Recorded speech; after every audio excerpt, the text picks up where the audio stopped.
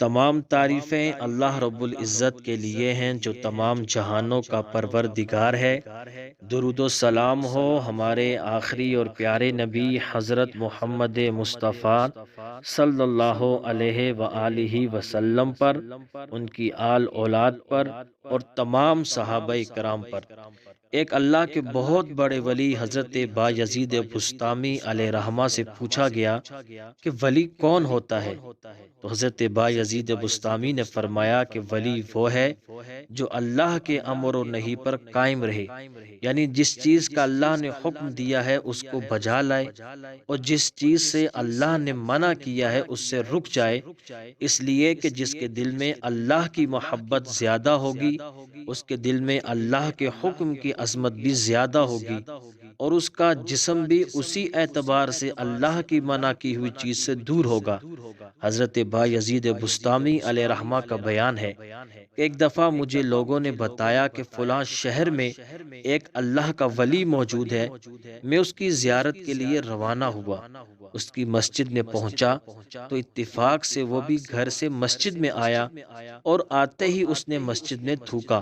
میں وہیں سے بغیر سلام اور کلام کے واپس ہو گیا۔ میں نے کہا کہ ولی کے لیے ضروری ہے کہ وہ شریعت کی پابندی کرے تاکہ حق تعالی اس کی ولایت کی حفاظت کرتا رہے۔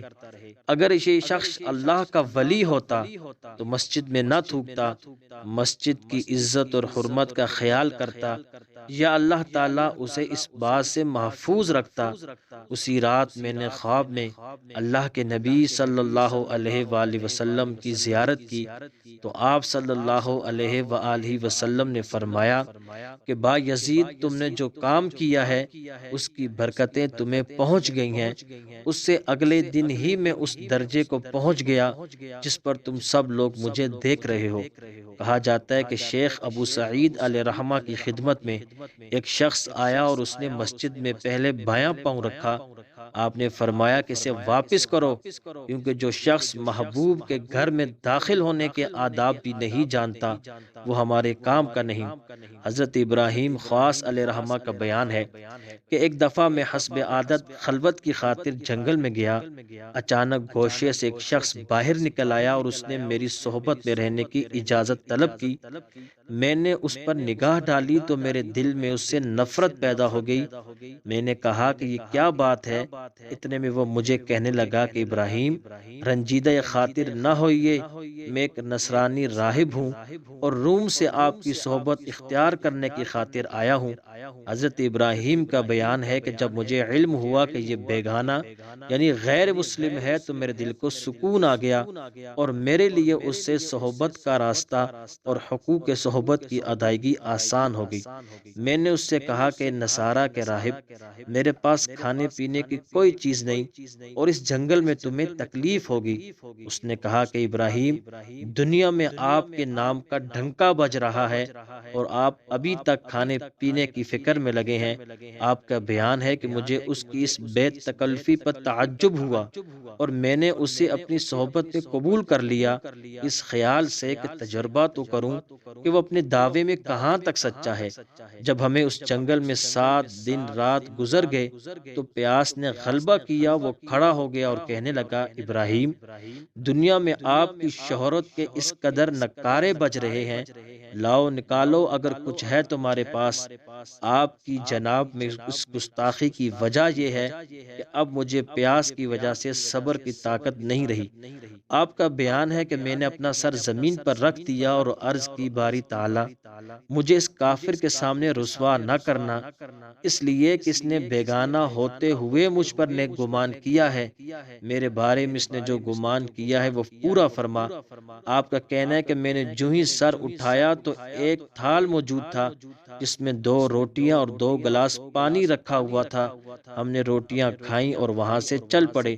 جب دوسرے 7 دن گزرے تو میں نے سوچا کہ اس سے پہلے کہ یہ نصرانی مجھ سے کوئی اور چیز طلب کر کے مجھے امتحان میں ڈالے، اس کا تجربہ کرنا چاہیے تاکہ وہ اپنی ناکامی کی ذلت دیکھ لے۔ میں نے کہا کہ اے نصرانیوں کے راہب، آؤ آج تمہاری باری ہے، آخر پتہ تو چلے کہ مجاہدات نے تمہیں کیا ثمرہ دیا ہے۔ اس نے اپنے سر زمین پر رکھ دیا اور کچھ کہا۔ اتنے میں ایک تشت نمودار ہوا جس پر 4 روٹیاں اور 4 گلاس پانی موجود تھا۔ مجھے اس بات سے سخت تعجب ہوا اور میں رنجیدہ خاطر ہوا، ساتھ ہی اپنے احوال سے نا امید ہو گیا اور ارادہ کر لیا کہ میں اس میں سے کچھ نہیں کھاؤں گا، کیونکہ یہ کافر کے لیے آیا ہے۔ اب یہ اس کی طرف سے اعانت ہوگی، میں اسے کیسے کھا سکتا ہوں؟ وہ مجھے کہنے لگا، ابراہیم کھاؤ۔ میں نے کہا کہ میں نہیں کھاؤں گا۔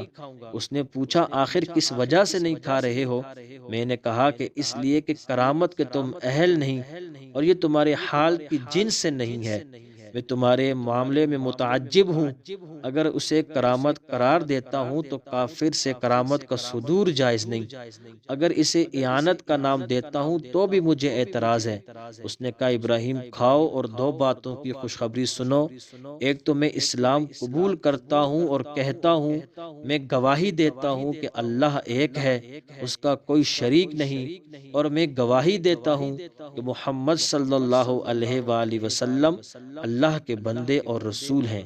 اور دوسری یہ کہ اللہ رب العزت کے ہاں آپ کا بڑا مرتبہ اور درجہ ہے۔ میں نے پوچھا، وہ کیسے؟ اس نے کہا کہ میرے پاس اس قسم کی کوئی چیز نہ تھی، میں نے تمہاری شرم کی وجہ سے سرزمین پر رکھا اور عرض کی کہ یا اللہ، اگر حضرت محمد مصطفیٰ صلی اللہ علیہ وآلہ وسلم کا دین برحق اور تیرا پسندیدہ ہے تو مجھے روٹیاں اور 2 گلاس پانی عطا فرما، اور اگر ابراہیم خواص تیرا ولی ہے تو مجھے مزید 2 روٹیاں اور 2 گلاس پانی عطا فرما۔ یہ کہہ کر میں نے سر اٹھایا تو تشت سامنے موجود تھا۔ چنانچہ حضرت ابراہیم خواص نے وہ کھانا تناول فرمایا اور وہ راہب بزرگان دین کے مرتبے کو پہنچا۔